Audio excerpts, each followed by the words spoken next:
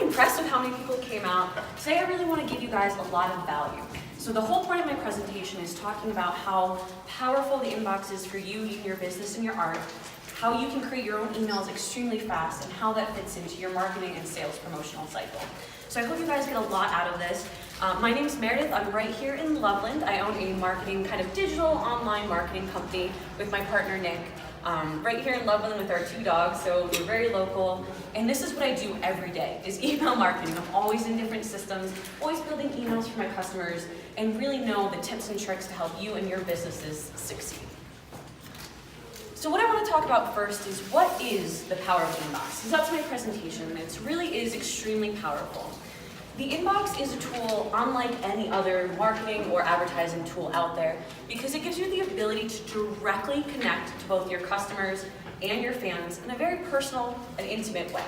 You guys know when you post on social media, you get a great reaction from some of your advocates, but you don't really get to connect with as many people as you'd like. But through email marketing, you truly get to have a personal relationship with a lot of your customers and a lot of your fans. And this really helps you build better relationships. This helps you drive sales, repeat customers, and of course, brand advocates, which is what we're all looking for.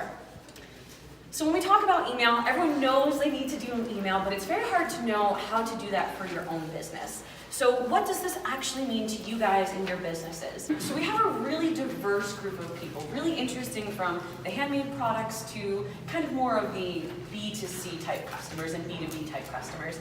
I don't think we have too much retail, but no matter what you do, no matter what type of products you have, what services you have, email marketing is going to be the perfect tool for you guys. So I'm going to give you guys some stats, some information to really drive home why email marketing is so powerful.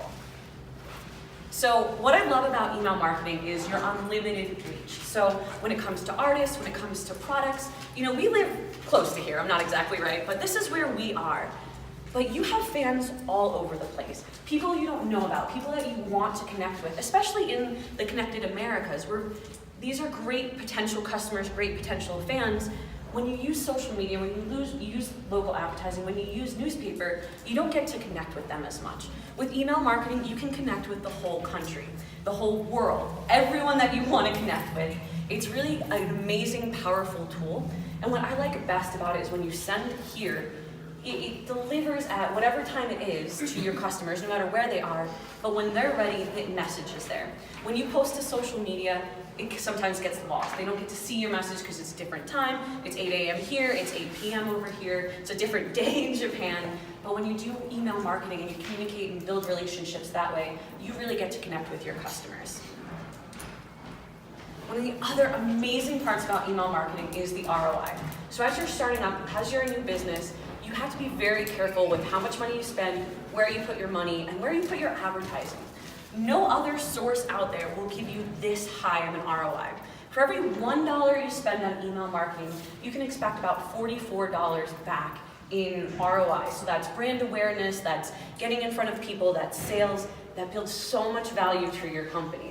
And what's really nice is a lot of email marketing programs, you don't even have to pay for them. So you don't even have an entry price, which is really fantastic. There's a lot of free tools out there which just gives you free ROI, which what business doesn't want that? I love this slide so much because it really speaks to the power of what email marketing will bring to your business, and that's connectivity. And this is my favorite stat down here.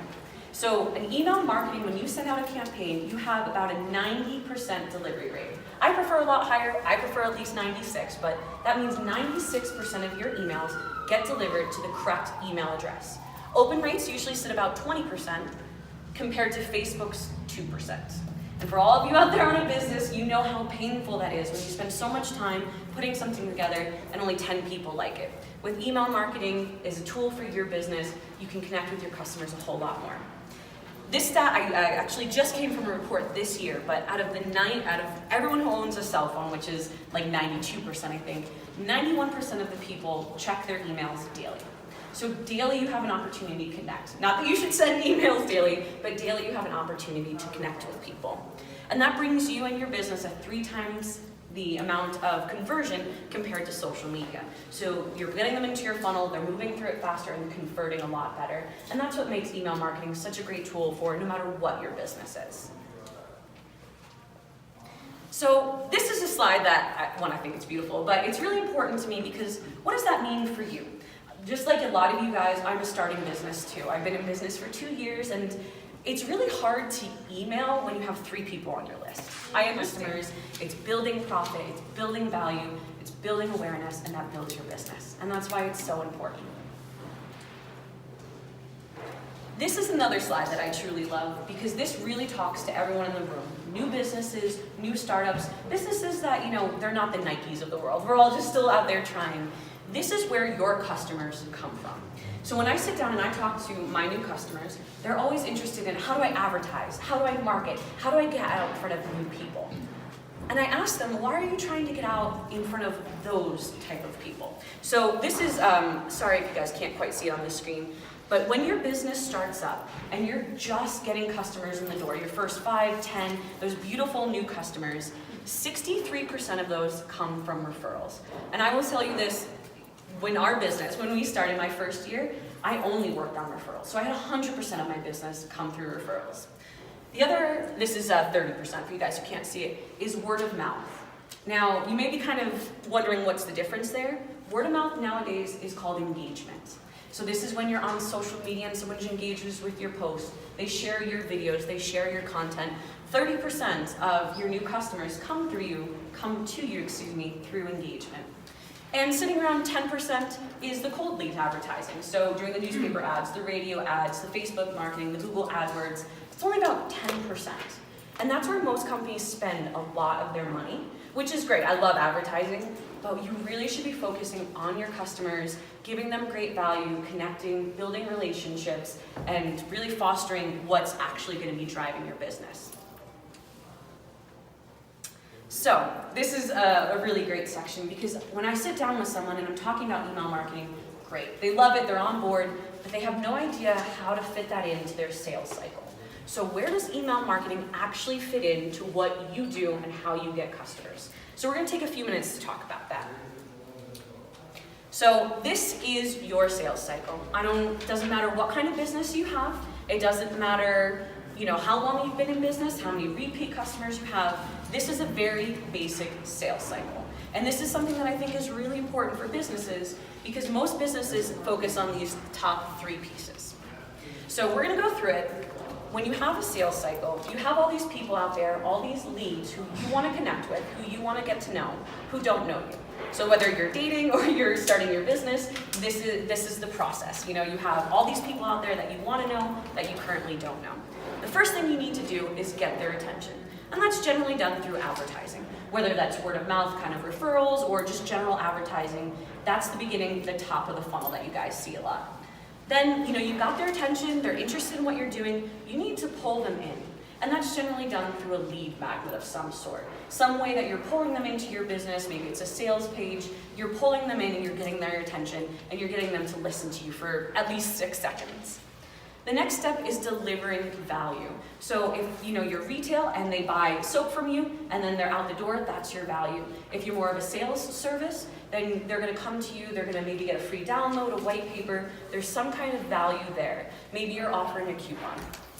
So this is what most of my customers focus on, these top 3 pieces. And then they're like, okay, they got my download, we did a sale, and that's it.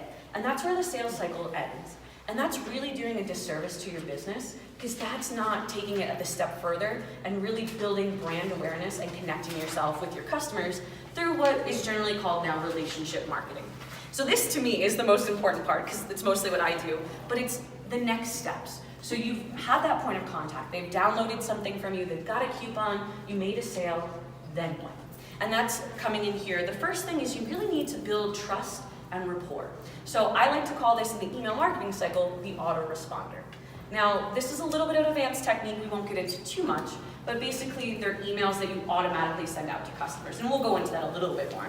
So you're building trust, whether you sold a product and you want to follow up, how did it work for you? Is this going well? You want to build some kind of trust and rapport, because that really sets you apart. If you think of pretty much all of your recent purchases, you make a purchase and you never hear from them again. But this is going back to kind of an older model where we support our products and our customers and we connect with them and we build relationships. Next, you want to nurture your relationship. So you checked in, they love your product, everything's great, but now you need to keep building that relationship, and that's done through email marketing. Whether that's just talking about some of the nonprofits you're working with, maybe that's featuring some of your art pieces, or maybe that's just sending them a letter to let them know what community events are going on. This is the piece that keeps you top of mind, it keeps you in front of your customer, and it helps drive referrals. Because once you've built a relationship, they're going to invest in you. And that's whether they're going to purchase directly from you or they're going to refer you. Because if they refer you, then you have a whole new customer and you're just filling your funnel. So this is really the piece that a lot of small businesses miss that can easily be done with email marketing. And we're going to dive in just a little bit more. I'm going to bring it down to this piece of really how that works. And we're going to dive into it a little bit more. So like I was saying, you have your first little bit of contact with them, whether they walk into your retail store, they found you online, they downloaded something, you've had that first piece of contact with them. Now you really need to deliver that value. So that's where we get into the autoresponder. So to explain that a little bit more, an autoresponder is 3 to 5 emails that do a sales process for you. So many of us are not lucky enough to have a huge team or have salespeople who work with us. But if you had someone who's dedicated to your sales, someone who could call your customers and follow up with them, what 3 pieces of information would they say to them? And that's the 3 emails you create. Usually, for you guys taking notes, those emails will be a little bit more about you. It will talk about your features and benefits. It will talk about what sets you apart. And then it will ask for a sale. It's a little secret tip for all of you. Ask for the sale. That's the biggest step that most businesses miss. So those are kind of the emails that you would create. So someone buys a product, they download your white paper, they're really interested in what you did, they sign up for a free consultation. Now you're automatically going to send them these emails that go out without you even having to think about it, that really build that trust and build that rapport and let them know that you're there for them. That is a huge piece of email marketing, which will really set your business apart. So once you've kind of warmed them up with the autoresponder, they've gotten those certain messages, then you move them over to just your standard email marketing. And this is where you're building relationships with them. This is the part where you're letting them know what's going on, you're telling your story, you're connecting with them, and you're letting them know how valuable they are to you. Most of the time, we see a lot of our customers do between 1 and 3 emails a month. Do 1, do 2, it is 100% okay. You don't have to do 4 emails and all these social media posts. Do 1 a month at least, and that will keep you top of mind and connected with all of your customers. So this is really an important piece as well, because it's building that relationship, it's reminding them who you are, and really fostering the next steps of the sales process. Which, of course, is, again, a sale. So we want to move them through the email to making another sale, whether that's referring you to someone, maybe that's purchasing for you again, from you, excuse me.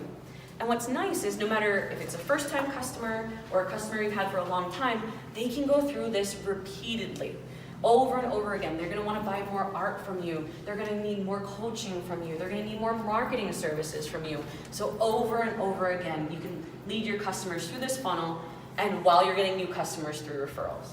So when you sit and look at it this way, you really can see how important email marketing is for your business. So we're going to dive into actually how to create an email, which I'm really, really excited about. But before we jump into that, I wanted to pause to see if there's any questions, any comments, or anything that anyone wanted to bring up. I'm going to take a drink of water while you guys think. I have a question. You had mentioned that there were 3 to 5 emails in the autoresponder. Yep. And so are you talking about those that you just went through as being in that category? Exactly. So your autoresponder series is usually what you're going to find it called, and it's available in Constant Contact or MailChimp, and so there's different tools. But yes, those kind of 3 to 5 emails that I explained would what you would put in your autoresponder series. For your, like a new client. New client, yeah. Yeah. And my ideal kind of system has different funnels. So if you have a new client or a client you haven't talked to in a while or referred clients, they would all be on their own kind of autoresponder series.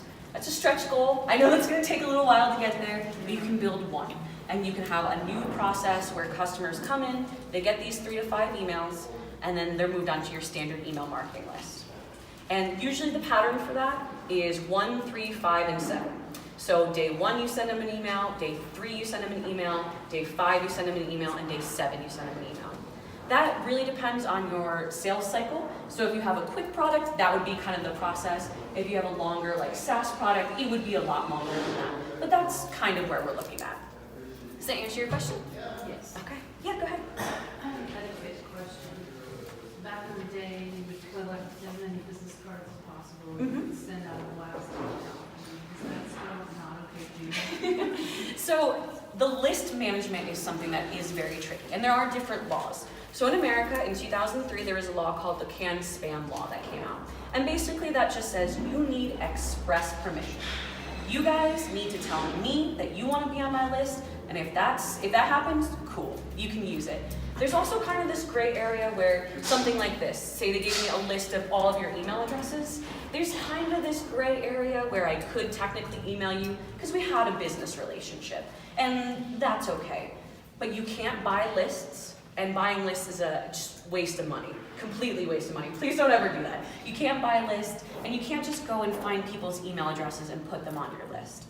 Now this is a little different when you move into Canada. They have the castle laws up there, which means they have to explicitly opt into your email. That means you have to, send them an email, we'd love for you to be on our list, click here to sign up. So that one's a little bit different, but if anyone hands you their business card and says, yeah, I'd love to hear from you, you're completely fine to put them on your list.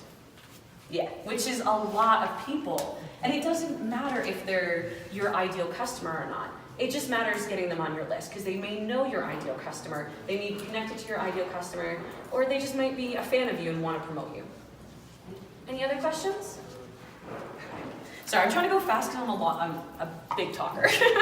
So now I want to talk to you about the biggest pain point for all of small businesses, and that's how do you actually create an email. Everyone thinks that it's great, I love the idea of creating an email, but they sit down and they spend 3 hours on it the first time, they're miserable and they're done, and they don't want to do email marketing anymore. And it's a big challenge because it's so vital to your business. So I'm going to show you in some really easy steps how to go ahead and create an email, and it should take you less than 30 minutes. And there we go. So this kind of connects with the worksheet that I gave you guys because I think this is a very useful tool. Because an email is really only 7 parts. You don't have to reinvent the wheel. You don't have to go crazy with it. You just have to nail down these 7 parts. And this worksheet will walk you through all of those steps. So the first part is your, oh yeah, go right ahead. I didn't do the worksheet, I did it a little bit late. Do you have something to pass? I think we're out of them actually. Okay. I'm so sorry. I am out of them. Thank you. Aw, thank you so much. I appreciate that. So in your email, whenever you're creating an email, you want to take a look at these 7 parts. So the first one is your main theme or emotion. So if you're kind of more of a traditional business, you're going to look at your main theme. So if I was creating an email, what would my main theme be? Maybe I want to help people with subject lines. Maybe I want to help people with sending times. That's, in my mind. If you're an artist or you're someone who wants to pull in an emotion, something that is more connected to your emotional cycle, what emotion do you want to bring up? Oh, it's going to be Mother's Day. Wouldn't my mother love some beautiful fancy soaps that say how much I love her? Or, this is a beautiful piece of art that talks about blooming in spring, and that's the emotion that I want to kind of convey. So you start here with your theme and your emotion. And then I always work down this side because that's just the way my brain works. Your look and your design. And we're going to dive into all of these a little bit more, but you're going to look into what's the look and the feel of your email. Then you're going to find your main image. You're going to find your call to action. And then you're going to find your subject line, your main article, and your supportive content. And we'll dive into these, so don't worry, I'm going a little fast here. But if you have these 7 pieces, you can create an email. And what I love about it is it never happens in this flow. So don't think you have to go in this order. Usually what happens is I'm putzing around on Facebook and I find a great article that inspires me. So then I kind of save this article somewhere in my email folder. And then I'm looking at images and I find a beautiful image that perfectly connects to it. So, okay, I found this great article that's all about colors for your home for spring. And then I found this really, really poppy picture that's just perfect. Well, then I want people to call me for a free consultation so I can take a look at their space and see if they need my interior design skills. And then, oh yeah, there's a class going on, so that's perfect in there. And then I work up and then I find my subject line. So don't think that you have to sit and go in this exact piece. If you find any of these 7 elements that inspire you, you can create an email off of it. So now we're going to dive into each piece a little bit more. And I did cover kind of this emotional piece and this main theme a little bit more, but I wanted to give you guys a good example because that always helps me learn. So when you look at this email, you feel what they're trying to tell you. There's this sad little girl who's crying. Like, of course you want to donate to whatever their cause is. It stirs up an emotion. And that's really a tip for successful email, is I get a lot of email messages, and some of them are just, they're bland. They don't connect with me. They don't tell a story. So always make sure that you're trying to convey something in your email marketing messages. And these are some really good questions to ask yourself if you're having a hard time to help kind of develop. So what message do you want them to take away? So if we're looking at this email, we clearly know that they want, excuse me, I get a little distracted. They clearly know that they want their readers to donate, to help with the pajama fund, to help with the pajama project, excuse me, to make a difference in children's lives. What do you want them to feel when they read the email? And this goes to our artists a little bit more, but what do you want them to feel when they open your email? And this actually works a lot for business to business too, because business to business, it's a hard market, and a lot of people struggle with that, and emotion is something that's really going to set you apart in the business to business field. What question can they answer in the email? So this happens a lot when you have services, and you're not sure what to write about. Well, what question can you answer for them? So for marketing companies, what are some great subject line techniques? If you're, selling to different, maybe I had a customer that did whiskey barrels, to reuse whiskey barrels to beer companies. So what can you solve? What's the cleaning process in something like that? What question can you answer for them? That always makes a great kind of email. And then what problem can you solve for them? So these are the types of things that you really want to think about when you're creating your message and your theme for your email. And then these are the design elements that I want to get into just a little bit more. So look and design, this is where a lot of people start, honestly. It's like, oh, it's spring, and I want something that's poppy and has pretty colors to it. And that's where they start, and that's 100% okay. So think about what colors you want to use. Is there a template? So in the different marketing providers out there, there's templates. So did you find something that you really like that you want to go with? Or is there a seasonal theme? So as you can kind of see with this email, and I know it's really small, I'm sorry guys, but this is all about a dog camp. So it's nice and green, and it looks like grass in the background, and it really kind of conveys that message of dogs just having a great time. So that's the design that they wanted to go to, and then we built the content around it. The next thing that you want to focus on is your main image. Now I know this is a challenge for a lot of people, but this is one of the most important pieces of an email. You can kind of see, in this picture, your eyes go directly to that picture. A picture can say 1,000 words, and it's really important to use a big, beautiful, vibrant picture in your emails. Or a video, and whether it's of your own art, your own products, or kind of, a picture that you found out there. What's most important about pictures is really two things. One, use 3 or less images in your email. Unless you're doing products, that's a little bit different, but don't overwhelm people. And then the most important thing is to use non-copyright or copywritten images. It's really hard for businesses. They think they can just go to Google, find an image they like, and throw it into the email. And I promise you that's not okay. And I've seen a lot of people get in trouble. You'll get a letter from Getty Images that you owe $3,000 because you stole an image, and that sucks. So please make sure you use images that don't have a copyright.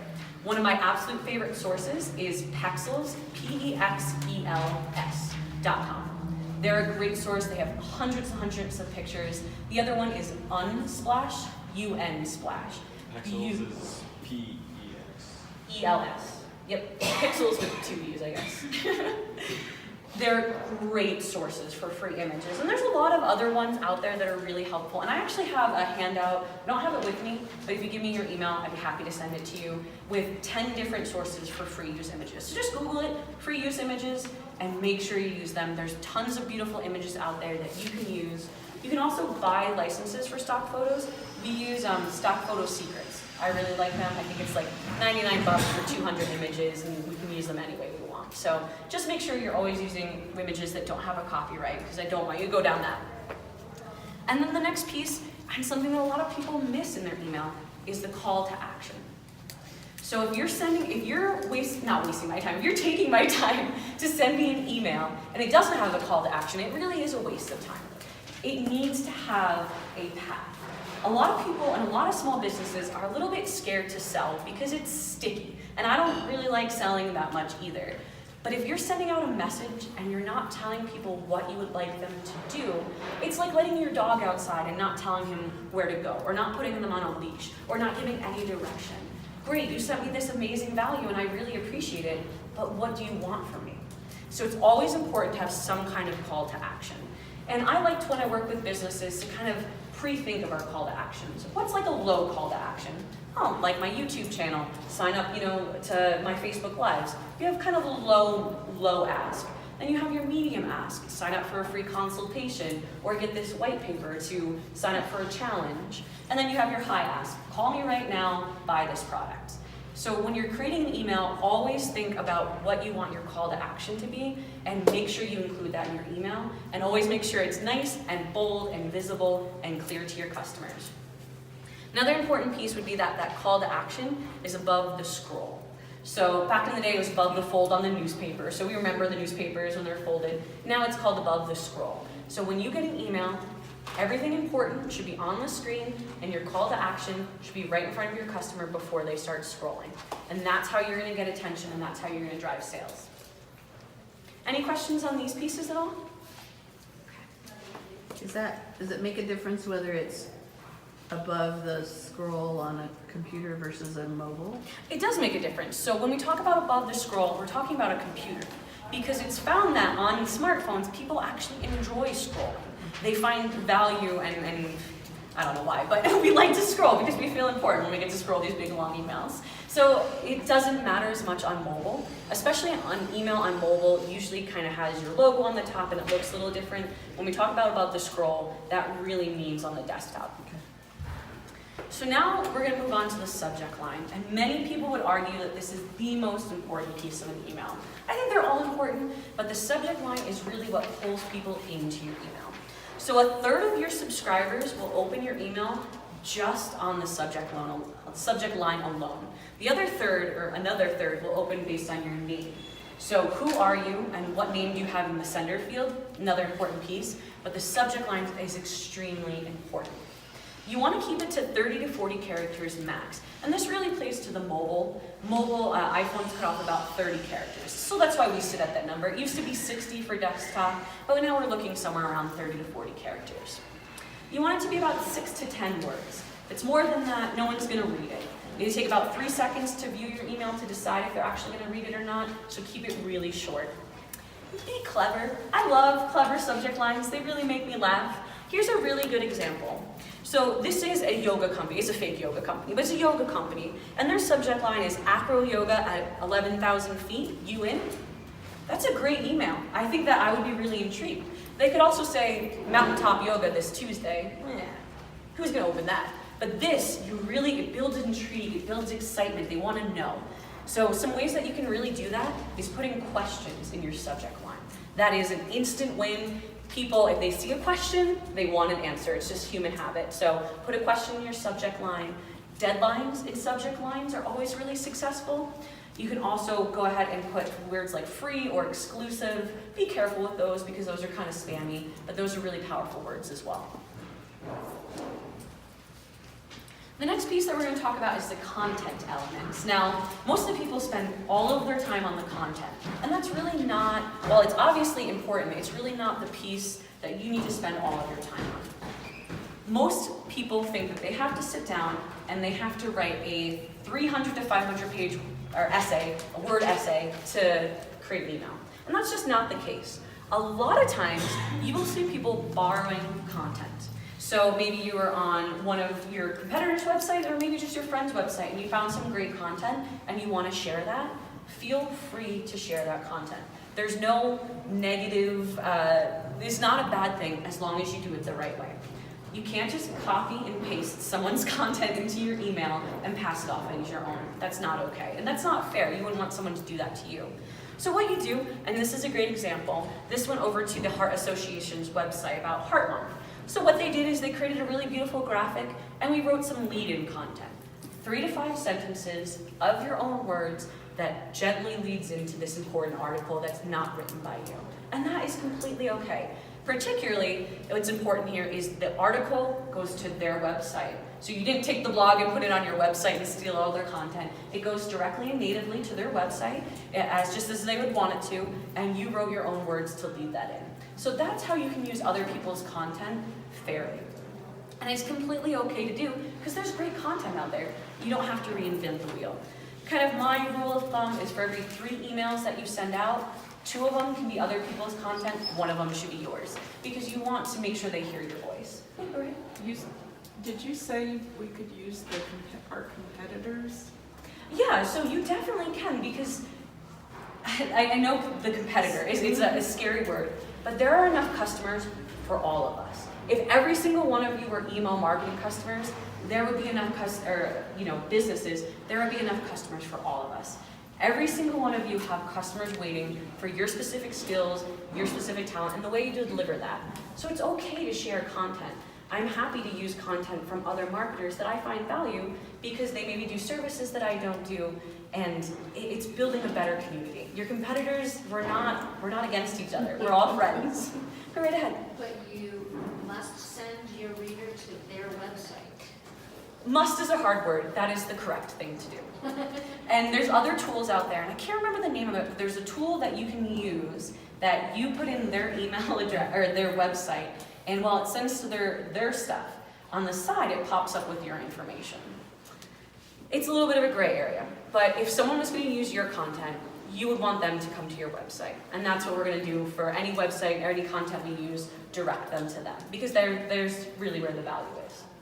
And you want to cite sources and stuff if you copy and paste content, but that's kind of obnoxious and not what you guys need to do. So feel free to use content, especially as supportive articles. Just send them to the website so that they're getting the lead traffic, and it still helps your customers. I doubt your customers are going to change their mind about working with you just because they read an article. And if they are, then it probably wasn't working out so well anyway. And then the last piece is supportive content. So this email is all about summer yoga, which is excellent. And then there's a little blurb around down here about yoga for kids. So when you're looking at your email and you're thinking about what else can I promote, just see if you have any events, any social activities, any speaking events, anything that you can use, any kind of companion products that will support your content. So we looked at the theme, we looked at our subject line, we looked at the design, the articles, supportive content, main images, and those are all the pieces that you need. Now those worksheets that I gave you, I want to explain how I use them because it's kind of helpful. I actually have a digital version, but a lot of times I'll find articles that I really like and I'll save them to my Pinterest board. So then in that box I just write Pinterest board, what board it is so that I can find it. So you don't have to write all the content on the sheet, but as you're going through the month, write where you save that file. If you have an image you really like and you've saved it, put it, I've saved it on my desktop or I put it in my C drive images so that you can remind yourself where they are, so you can actually, when it comes time to sit down with your email, you have all the information in front of you. And then really, once you filled out that sheet, and that should really not take you that long. Hopefully that takes you less than 30 minutes. It probably takes you about 15 minutes or so. Now is when you go and put it into an email template. Now, I didn't want to do that type of show where I show you how to do all that. It's really simple, actually, and it depends on what product you use. So this is when I always get the question of what email products, email service provider should I use? And there's really 2 main ones, Constant Contact and MailChimp. Those are the ones that most of my customers are on, and both are fantastic choices. Don't think you're making the wrong choice at all. MailChimp is free if you have up to 2,000 subscribers. So it's a great tool for many, many small businesses. It lacks inspiration on design. Sometimes it lets me down with the templates and what you're able to do. Constant Contact is more like $40 a month, I think, and they have beautiful templates. So, take that to heart, see what you like better, and choose what fits better for you and your business. All right, so before we go into some secret tips, any questions about the design process and those 7 steps? We're good? We good on time? Okay. So these are some secret tips because, like I said, I get a lot of emails and a lot of them are really ugly. And your business is not email marketing. That's not what you do. But these tips are going to help you have really great looking emails very, very fast and that really connect with your customers without you having to go through a big email marketing kind of class. So these are kind of my general tips. And this goes for social media, this goes for absolutely everything. And that's the 80-20 rule. And honestly, nowadays, I feel like it's more like 90-10 than 80-20. But 80% of the content you put out there should be of value. 20% should be of sales. And I see this problem a lot with a lot of different customers, where they just send emails all the time about the sales they're having, the promotions they're having, come get a free estimate. That's all their content is buy, buy, buy, buy, buy. And no one wants to hear that. So make sure you're adding value. Now this can be a challenge sometimes, especially if you're a product-based business. So what is value? Well, what I find really valuable is Mother's Day is coming up. So I get an email in my inbox that reminds me it's Mother's Day, that gives me some great gift options and tells me when I have to order them by to make sure they're at my house in time to give them to my mom. Well, that is a very valuable email. So if you're in retail or if you're in a product, it's okay to continually promote your products as long as you frame them to have value. So that's where that piece comes in, and I know that's a confusing piece for a lot of people. The next one is designing for mobile. More than half the emails, about 64% was one of the last stats I saw, are open on mobile devices. We all have phones, we know what it's like, we open a lot of our emails on mobile, so make sure that you're designing for mobile. And really all this means is that you don't want little tiny baby font. You want about a size 14 font or so. You want it to have nice pictures, you want it to flow nicely, and when you're designing it in a tool, make sure you're picking a mobile template. And both Constant Contact, MailChimp, Aweber, Anna, all of them have mobile templates. You don't really have to worry about that so much. But make sure you send yourself a test email on mobile to see what it looks like. That's a step that a lot of small businesses miss. They forget to test it on their mobile, and that's just gonna really help you out. Another big one that I see all the time is misleading. So it's great to be clever and intriguing in your subject lines, but when you're kind of lying to your customers, and this is the email I always see, 3 hours left, buy my product, 3 hours left, and then I get an email, oh, we decided to extend it. And they do that every time, and that drives me nuts. Don't mislead people. Don't get too crafty with your subject lines that you're kind of going in a weird direction, because if you break trust, you really can't bring that back. You guys know what that's like in the real life. If you break trust with a customer or a friend or a potential, interested person, you really can't bring that back. So don't mislead, don't misguide your customers. Make sure you're giving them and you're being clever, but don't give them misinformation. But don't be so formal. A lot of my customers, when they present content to me, it's MLA format, and it's beautiful, and it's every punctuation is perfect, and you definitely need to be correct and educated when you write, but it has to have a friendly tone. Think about where people are reading this. They're reading it between soccer practice, on their lunch break, whatever it is. It doesn't need to be super formal, but it does need to be a well-written article, good information, but take a more kind of easy tone on it. And then provide exclusives.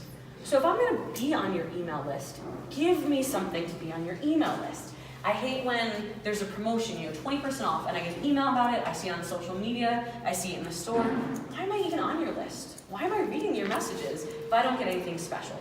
So make sure you give something special to people as an exclusive to being on the email list. And the really quick and easy way to do that is a birthday coupon. Every email provider you use has an ability to put in birthdays, or you can kind of catalog that information yourself. Hey, it's your birthday, come in for a free cupcake, drink on us, here's a beautiful discount on the print, whatever it is, that's something that can make the difference. But provide exclusives. And this is another one that somehow the disconnect doesn't quite happen. And that's, what do you do with emails? So we all get emails, we all read emails. What do you want from emails that you sign up for? What are your behaviors? Because those are what your customers' behaviors are. So just do the same thing that you would want. And now for some design tips, because I've seen some really ugly emails out there, and these are some tips that are gonna help keep you on track. So, less than 3 colors. I don't care if your logo has 20 colors or not, it's totally okay, but pick 3 of them. And remember, a lot of them will be on mobile devices, so yellows, oranges, they don't look so good. Light blues, it's a little hard to see those. So stick with traditional colors, and black is one of the colors. So your text is black, that counts as 1. So really kind of an accent color for links and logos, and then another color to really make some stuff stand out, like your call to action. 20 lines of text or less. Because when you think of 20 lines of text pushed down to an email, that's about 3 to 4 scrolls. More than that is too much. People don't have time for that. people spend on average about 6 seconds on your email. So 20 lines of text is plenty in 6 seconds. So keep it short, keep it simple. You don't, and that's the problem I think with a lot of people when they get into email. They think they have to write these huge emails, have all these stories and all these pieces. It's not true. Just a short little message to them, staying connected, staying relevant, 20 lines of text or less. Red in all caps is not okay. That's the equivalent of yelling at someone, and you don't want to yell at your customers. So, red is great in a call to action, but your font really doesn't need to be red unless that's one of your brand colors. And you don't really use caps unless you're really pulling attention. And then you want to use web-safe fonts. Now, not everyone knows what that means, and that's totally okay. Whenever you're creating emails, you have your standard fonts. Arial, Helvetica, Toma, Veranda, Times New Roman. Then you have like this other category with like Lobster and Cowboy Ranch and Princess Sophia and all these other fonts that not everyone has. So not all of these can actually load on other people's computers. So what you think looks really nice, when people get them, don't look really nice. So keep it to the basic fonts. I know it limits a little bit, but that's okay. People are gonna look at it quick, just kind of use those web-safe fonts. And don't use more than 3 fonts. There's no need for that many fonts. And that also means like sizes. So if you use one font in 5 different sizes, that's not okay either.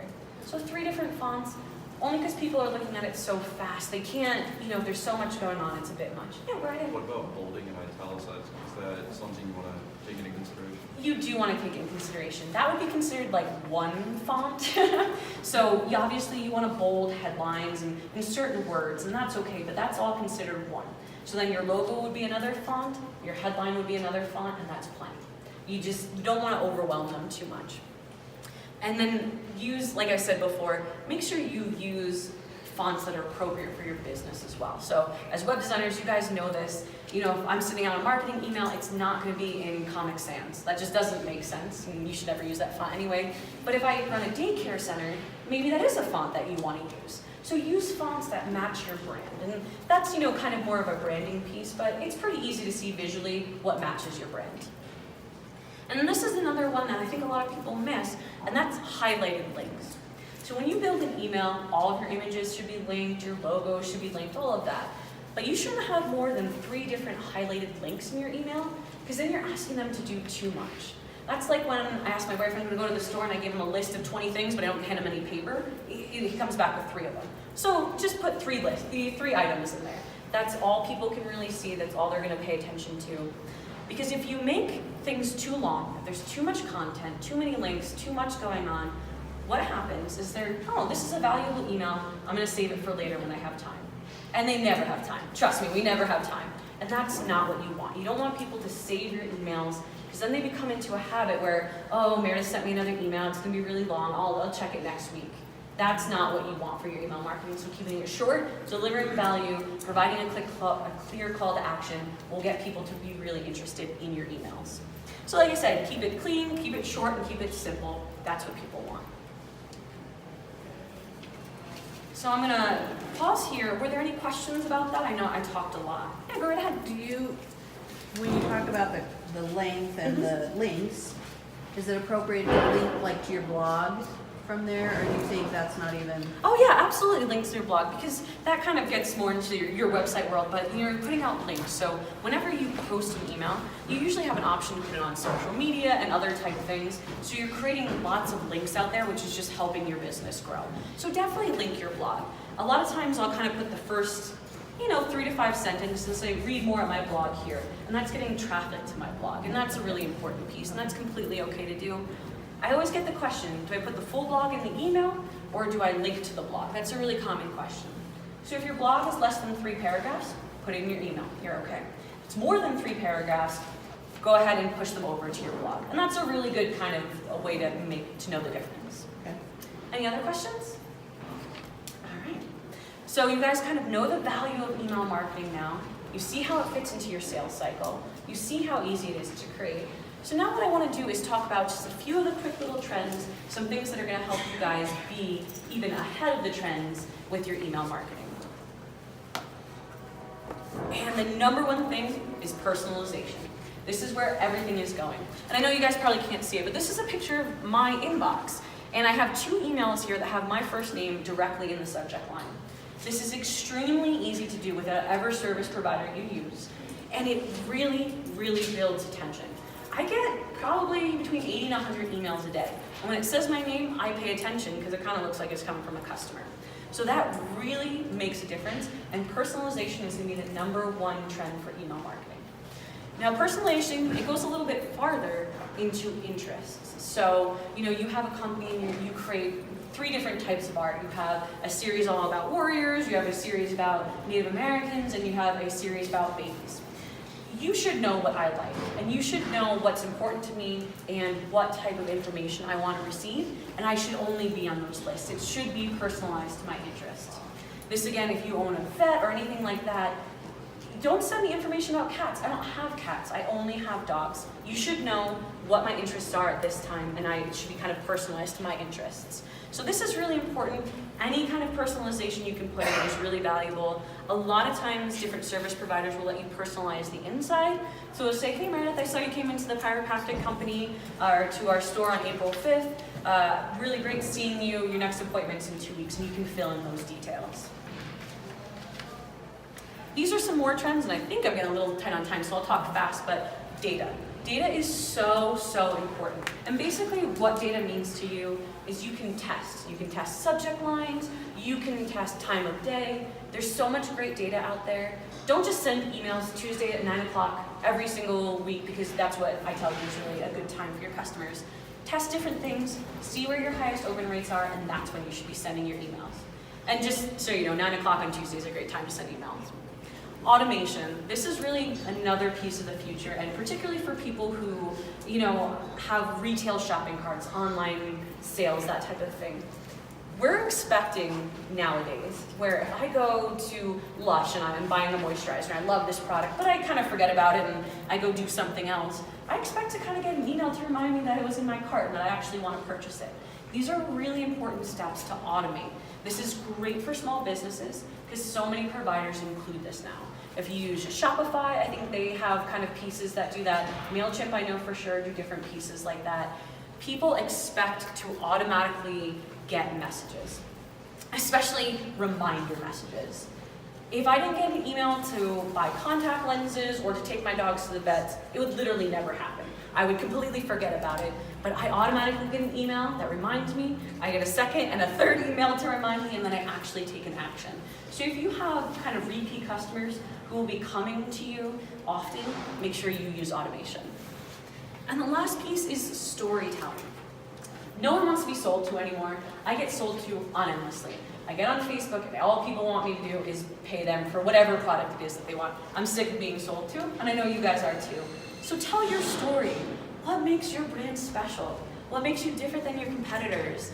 There's this really funny kind of marketing story about this vodka company who wanted to set themselves apart. So vodka, it's made, it's wonderful, whatever. So this company broke it down into 5 steps, and these are the 5 beautiful steps they used to make their vodka. And it was a wildly successful email marketing campaign.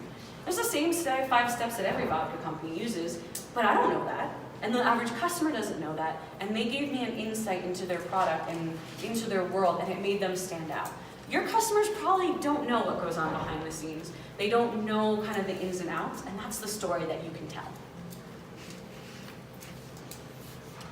Now I think this is my last slide, but why email marketing is really going to be powerful for you guys, because it grows with your business.